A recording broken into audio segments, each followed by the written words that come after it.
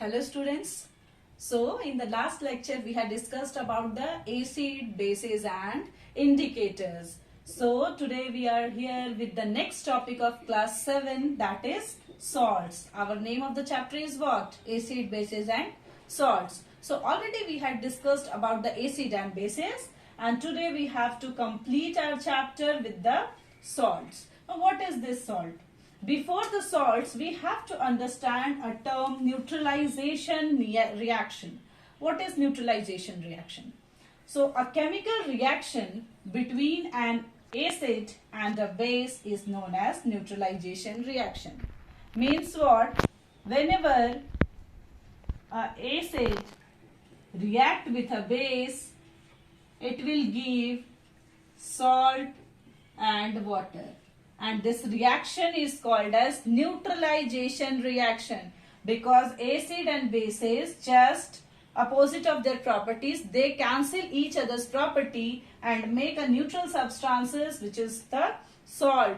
So it is a reaction called as neutralization reaction, and all the salts are prepared by this neutralization reaction. So do remember this definition. Write this definition in your copy so that you could understand it betterly. A chemical reaction between an acid and a base is known as neutralization reaction. And the product of neutralization reaction are salt and water. So salt and water are formed during the process of neutralization. So there are several examples of neutralization reaction, and we can say the formation of salts. What is this? NaOH. Already in the previous lecture, I had discussed about this NaOH. This is the strongest base, sodium hydroxide. When react with HCl, hydrochloric acid, it give NaCl, sodium chloride, which is a common salt which we eat, and water. H2O is the formula of water. So when sodium hydroxide, which is a base, reacts with hydrochloric acid, it will give NaCl, that is sodium chloride, a salt, with the release of water. So this is an example of neutralization reaction, because there is reaction between acid and base to give salt and water. Next is KOH, which is actually a base, potassium hydroxide. Potassium hydroxide. And this is H2SO4. You are familiar with this. This is sulfuric acid, also called as king of the chemicals. Sulfuric acid form potassium sulfate. Potassium sulfate with the release of water.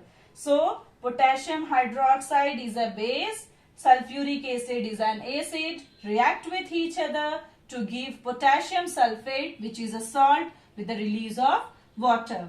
So a base reacts with an acid to give salt plus water. So how salts are prepared, how salts are produced? The answer is by the neutralization reaction. So neutralization is the reaction for the formation of salts. Now one more example is given over here, magnesium hydroxide. Students, do remember the formulas also along with the name of the compound. Magnesium hydroxide, when react with nitric acid, it will form magnesium nitrate plus water.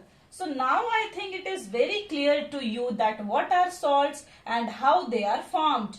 Salts are the product of neutralization reaction, which is a reaction between an acid and a base. Now just focus on the name of the salts. This is sodium chloride, this is potassium sulfate, this is magnesium nitrate. So what is the difference? Could you imagine, could you see in these salts?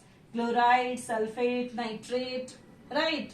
So by these names we are having our next topic, that is naming of the salts. So our next topic is naming of salts. By those chlorides, sulfates, carbonates, we concluded a point that the name of the salts are different. All the salts have different names, and that depends on the type of acid which is used in the reaction. Okay, so there are naming of salts on the basis of different acids. If we use sulfuric acid for the neutralization reaction, then the salts formed by sulfuric acids are called as sulfates, like potassium sulfates, sodium sulfates, magnesium sulfate, etc. Similarly, salts which are formed by hydrochloric acid are called as chlorides. Hydrochloric acid are called as chlorides, like sodium chloride, potassium chloride, magnesium chloride, and so on. Similarly, salts of nitric acids are called as nitrates, like potassium nitrate, sodium nitrate, and salts of carbonic acid are called as carbonates. Okay, so the name of the family, the name of the salt depend on the name of the acid which is used in the neutralization reaction for that salt. If we use hydrochloric acid, the name of the salt end with chloride.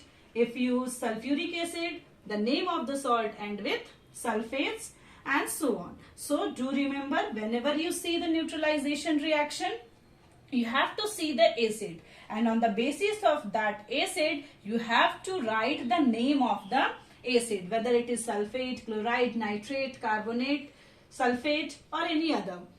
Now here I have given certain properties of the salts. What are the properties of salts? There are many more properties of salt, but in class 7 in your standard you have to read about these three properties of salts. So very first is, salts are formed through reactions between acids and bases. That you already know, that salts are formed through reaction between acids and bases, that is the neutralization reactions.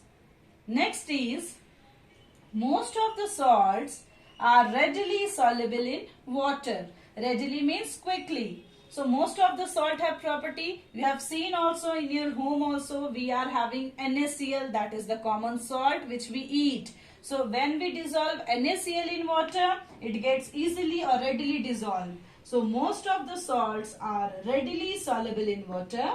And the next property is, salts do not conduct electricity in their solid state. Now what is the state of the salt? If you have seen the salt in your home, its state is solid. So if we use that solid state, it will not conduct electricity. Means what? Solid salt is a bad conductor of electricity.